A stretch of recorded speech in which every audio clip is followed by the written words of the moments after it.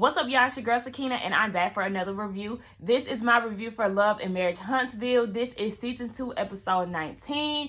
If any of y'all have not seen my live that I did last night, please go check it out. I wanted to do a quick check-in with y'all since I didn't do a live in like a month. Maybe it's probably a month. It wasn't that long, but you know, I was doing it pretty much every weekend.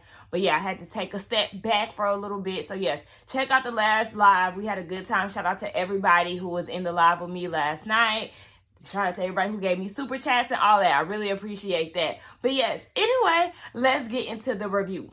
We see Mel, she's doing a photo shoot for the kids because since she left Martel with the new beginning and all of that she has going on, she does not want any family pictures in the house with Martel in them. So they're doing like an African garb theme, and I loved it. They look so cute. The little one, what they call it, the little boss baby, the 4-year-old, what's her name, Malia? Is that, I think that's Malia or Malaya. She is funny, okay? She was like, no, baby, I'm the queen. I'm going to sit right here in this chair. The oldest one was trying to get her out of it. She said, no, baby, even if you pick me up, no. She is so cute. All of them are cute. And the photo shoot looked like it was going really well. I want to see what the pictures look like because I did like the whole aesthetic of it all. Destiny shows up and they have a conversation about Martel and what was going on with the Fletcher. Melody said that if she was ever done with Martel before then, after this whole Fletcher situation, she's really done.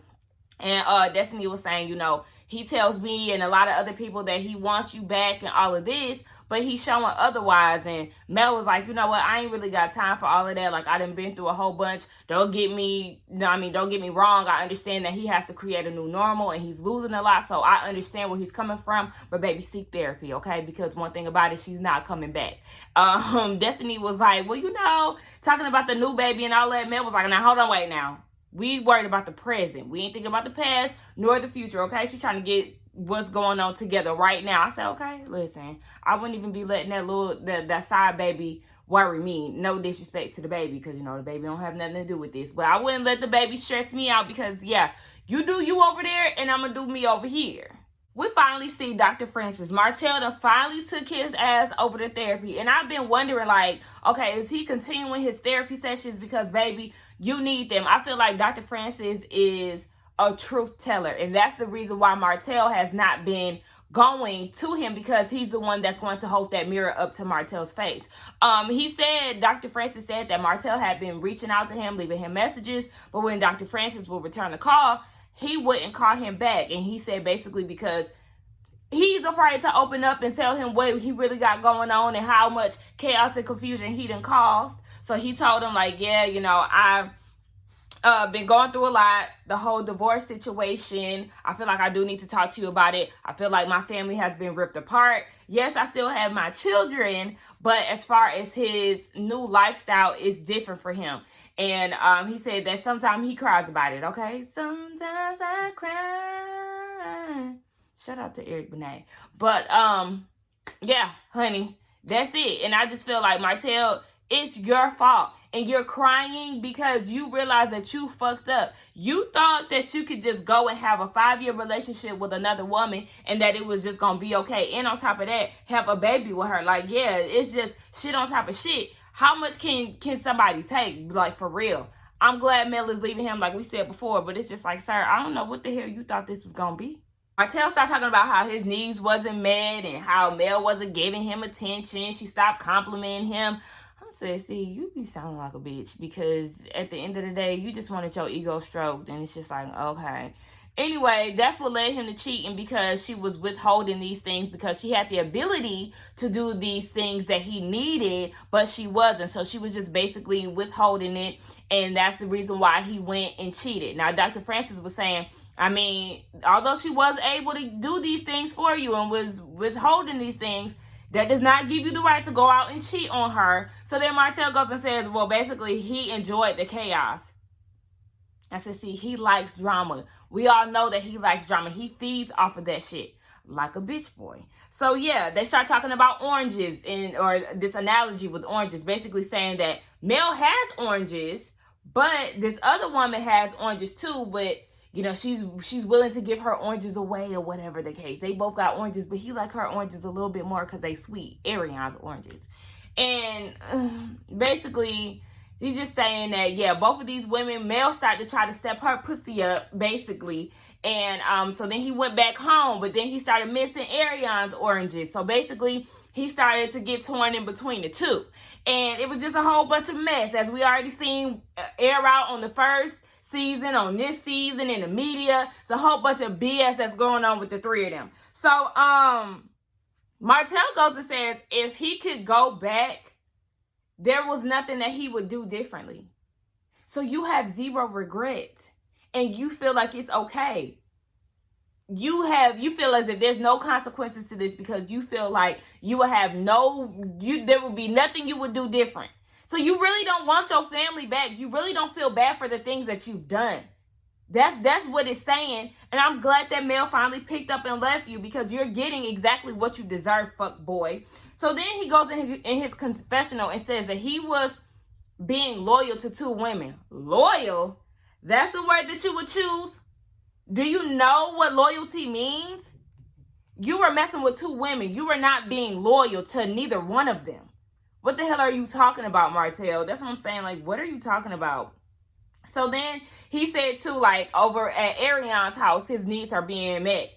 What are the damn needs? Can we be specific? Are you talking about head? Are you talking about, I don't know, whatever other situations? Like, what does your needs look like? Like, I need Dr. Francis to ask him that. Like, what is it? So then Dr. Francis asks, okay, what happens if this girl gets pregnant? So then Martel started to beat around the bush, and like Dr. Francis said, baby, you need to be in DC as a politician, because you're not answering the question. Like, you going around it like hell. And then he finally says that, you know, she's already pregnant, because he was ashamed to say it. Don't be ashamed now. You was liking her oranges and shit. It was going to definitely produce a damn tangerine. I don't know what the hell you thought. So, yeah, she's pregnant.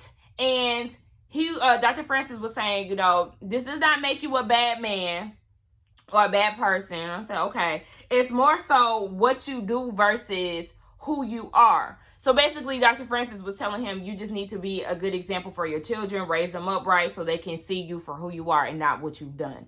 And I said, okay, well, we're going to see. I mean, at this point, his fathering skills are being questioned as well, because like I said, that video of him prompting them kids in front of the camera, I didn't like that shit. And yeah, so we'll see. Ariane made her debut. We see Martel in a car, and he's calling her after the session that he had with Dr. Francis. So he tells her about that. And she goes and says, did you call me another peasant? You just never know with you. And you okay with that. I don't know why you're trying to act like it's a problem now, because you wasn't pregnant back then when he was calling you a peasant. So you still allow him to fuck with you after he called you that, dummy. So anyway, yeah, he's basically asking for a pregnancy test. And she was like, I'm 1,000% sure. Are you really questioning me right now? When Martel was saying, you know, she has been loyal to me, but we're not together 24/7. So he really doesn't know if he or she is his. I said he or she. I thought you already established that it was a boy. Anyway, but this is what you putting up with. This is what you putting up with, Ariane. Because she's talking about some, yeah, you always been treating me good. You've always been good to me. Really? At the beginning of the conversation, you just said you just had to ask if he called you another peasant. Do you know what a peasant is, ma'am? You are beneath him. You are the side piece. He's not taking you serious. And this nigga had the nerve to say in his confessional that, yes, he's going to the Blaque soft opening and he's going to support the Scots whether Mel is there or not. But every time he sees her, it hurts him that they're no longer together. But, sir, you just said in your counseling session that you had no regrets. If you could do something different, you really wouldn't change anything. So this is what I'm saying. You're not making any sense, nigga. You want your cake and eat it too. And no, it's a no for me. It's a no for me. I'm glad that Mel finally got up and left this man. I know I keep saying that, but it's just like, it baffles me the fact that she even stayed that long. And I know the whole kid situation and business thing, but you ain't about to be embarrassing me and doing all this shit. No, you're not. Now we get down to this cigar bar, and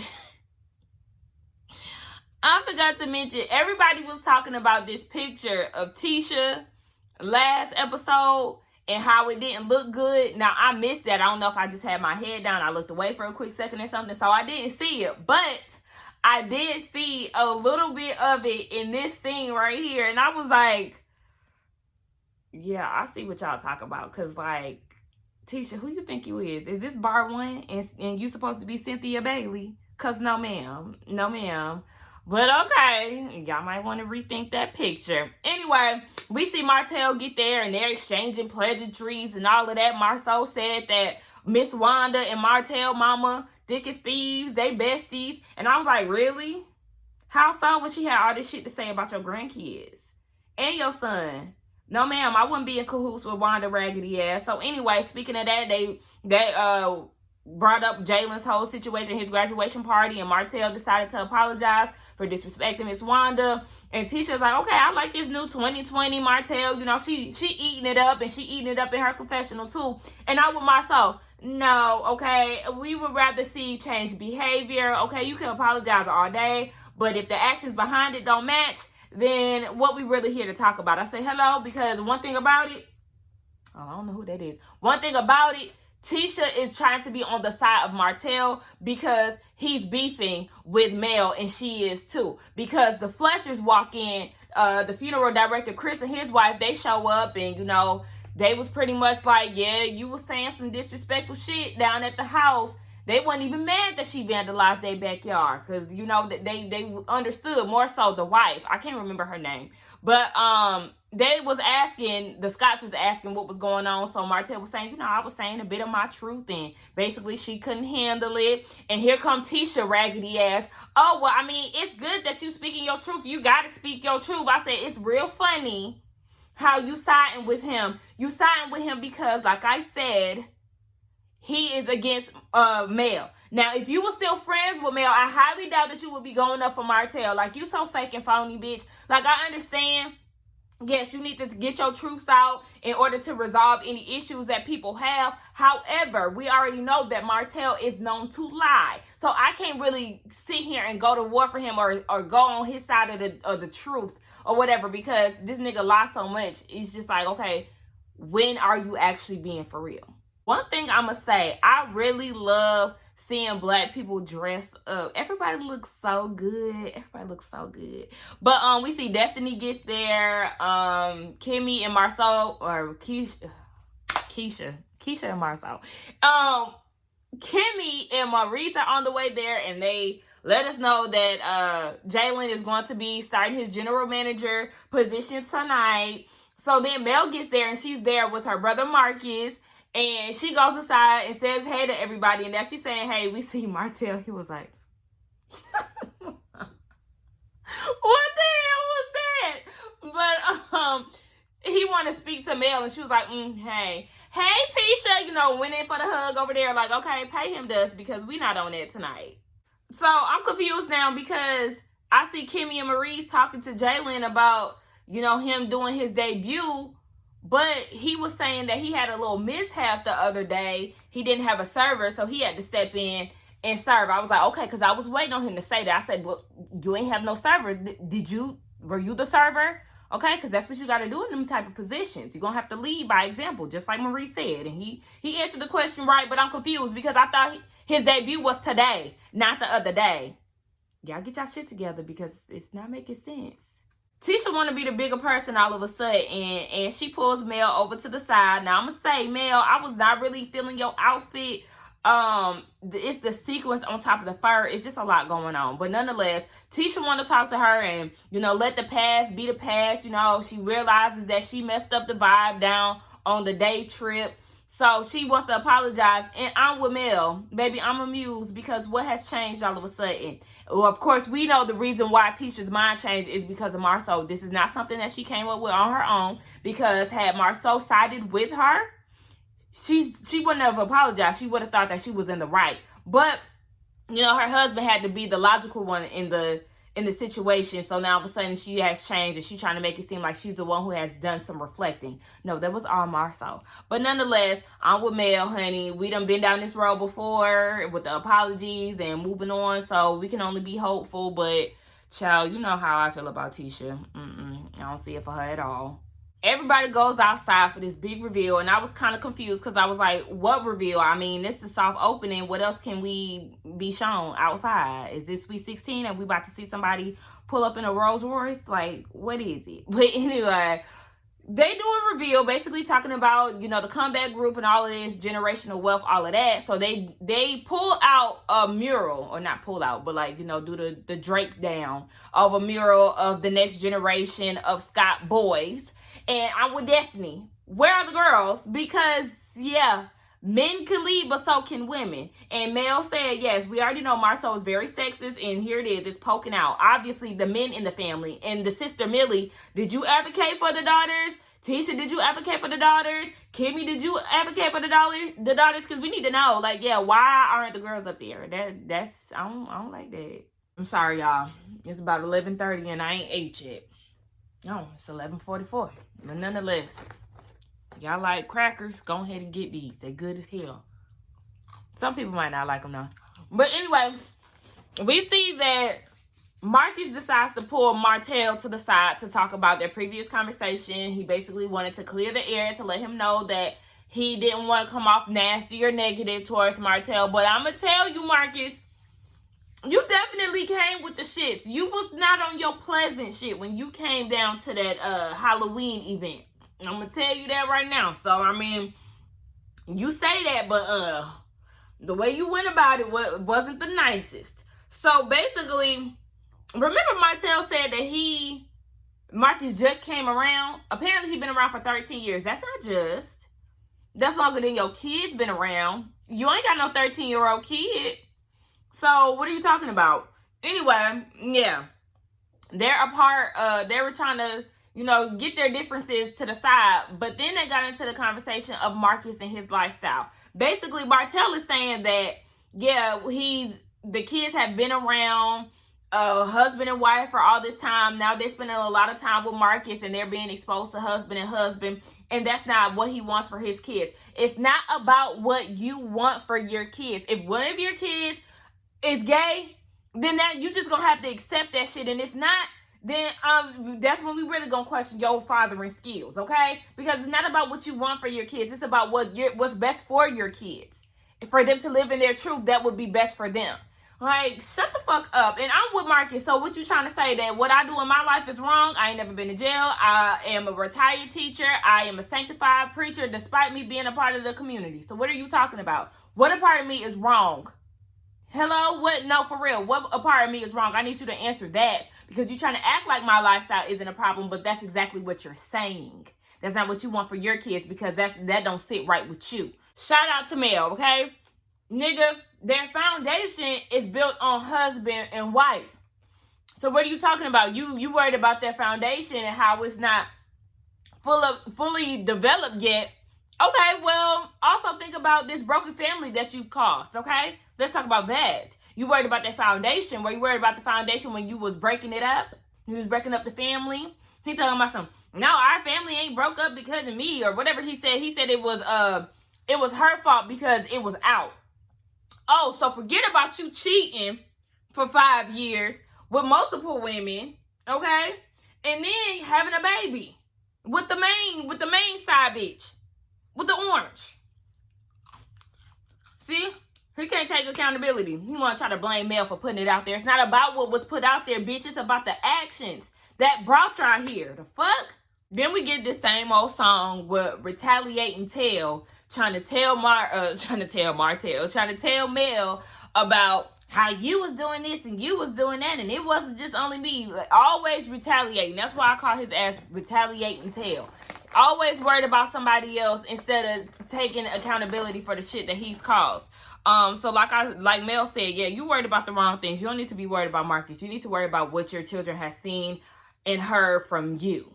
So then they sit down, and she's giving this look. I was like, I don't know if you want to smirk or if you want to cry, but we see what that facial expression was. He started trying to, you know, go down memory lane and trying to open up, talking about he missed her and he missed them and he wished it was all a dream. But you said that there was nothing different that you would do. This is what I'm saying. He says one thing and does another. Now you miss her. But you just told Dr. Francis that if you can turn back the hands of time, you would keep everything the same. I'm so glad that Mel didn't allow her tears to cloud her judgment, because yes, all of that sounds good. And that's like one of my #1 sayings. I always, anytime somebody says some shit and I feel like they spitting game or telling a lie, it sound good, but I know you don't mean it. That's literally a top phrase of mine. And Mel was right. Because it's like, yeah, you don't mean it. If you meant it, you talking about everything was right, then you would have stayed faithful to your wife and everything that y'all had built, just like Mel said. Honey, you was practically sleeping with the enemy, and now you having a baby with this same person. And she said, that's an out for me. Girl, put yourself first, because yes, he did not value you. He did not value your kids. He did not value everything that y'all built together. So yeah, baby boy, you're going to have to try that shit with somebody else who don't know you. Now all of a sudden you want peace when you like the chaos and confusion. Then he kept trying to point the finger. You know, it's not just all on me. We're not just here because of me. Yeah, y'all are. What are you talking about? Like, he acted as if his actions were just okay. And it's so weird to me. It's like the audacity of you, nigga. Like, are you serious? So then he goes and has the nerve to act as if he was going to leave her. Or he would have filed for divorce. If that's the case, you would have did that when your needs weren't met. But you wanted your cake. You want to have your cake and eat it too. That's what that was. You talking about, you remember you said that you enjoyed the chaos. I mean, do we have to keep pulling back the receipts, Mariah style? Do I need to bring out the receipts? Okay, don't forget what you said down in your session, honey. All of a sudden, he done forgot. Y'all, this water nasty as hell. I'm just drinking it because I got this, because I got these crackers. It tastes just like the carton. It's a carton, and it tastes just like that. Nasty. But yeah, he didn't like what she was saying, so then he had the nerve, because he said, she was asking, what are we doing? Like, do you have, I heard you don't even have an attorney anymore. So then he get mad at that and tell her to shut up. See, and that's what got your ass thrown by a fucking glass. I said that backwards. That's what got you almost hit by a glass. I think Martel got mad by saying that he doesn't have an attorney anymore, probably because his ass is running out of money. His ass probably can't afford to pay for that attorney anymore. That's why he got so mad and said F her. Then had the nerve to try to call her a hoe. And basically trying to act like he wanted the divorce. Because Mel was like, can you hurry up and sign them papers? Like you acting as if you don't want a divorce, but yet you keep... Why is they doing that? Oh, my bad. I got some FaceTime call. But anyway, yeah. I'm like, okay, you trying to call her a hoe. And then you trying to act like you want a divorce, but you don't want a divorce. But just in that exact same setting, you was just saying how you miss her, you love her, and all of this. And now he trying to act like he want to stay married for the kids. Boy, we ain't even got to speak for real. Just when you want to see the kids. And sign them papers, bitch, because you playing with me. Like, I do not like him. I do not like him. And just like Mel said in her confessional, you wanted to be single and married at the same time when we was together. Now all of a sudden you want to be married and divorced. Honey, sign them papers so we can be done. Like, this nigga is insane. I feel so bad for Mel. Just the fact that she was sitting there crying. Like, she's tired as hell. And just like she said in her confessional. Wow, I always start off like that. And just like she said in her confessional. But in her confessional, she was just saying how she's tired. She didn't want all this extra shit. She just wanted to be done with him. And she was sitting there with Destiny too. But she was just saying, like, it makes her want to change her number and get ghost. Don't tell nobody where she's going. Like, she just does not want all of that drama in her life. And he's just caused her all kind of hell for a long time. He continuously disrespects her. He's been doing it for years. And she's had enough, and I don't blame her. Like, I just feel so bad for her. But this is why you have to leave instead of giving niggas so many chances, because they know that you will give them so many chances after they done fucked up the first time. Like, hell no. Fuck that shit. And Kimmy and Tasha came out. I was like, ugh, Tasha, you could have stayed inside. Like, out of all the people there trying to support Mel, I did not want Tasha to be out there. But she had the nerve to say in her confessional, Mel is my sister. Girl, shut up. No, I wouldn't trust your ass. Now, as far as Kimmy and Destiny, yes. Tasha, no, girl, you can miss me with that. But, you know, they take pictures and, you know, trying to be in a good headspace. They want to be there for Mel. And, you know, Mel, just keep your good eye on Tasha, because just because y'all having this kumbaya moment right now, that does not mean it's gonna be like that forever. But anyway, y'all let me know what y'all thought about this episode. It was a good episode. It just put me through a lot of emotional roller coasters, and you know, I just can't stand Martel. Like, we already know that he's spiraling for sure. This is the downfall of him, and that's just gonna be that. I mean, he hit rock bottom, and to me, it looked like you're going further and further. But nonetheless, y'all let me know what y'all thought about the episode. Don't forget to like, comment, and subscribe to my channel, and I will see y'all in the next one. Bye.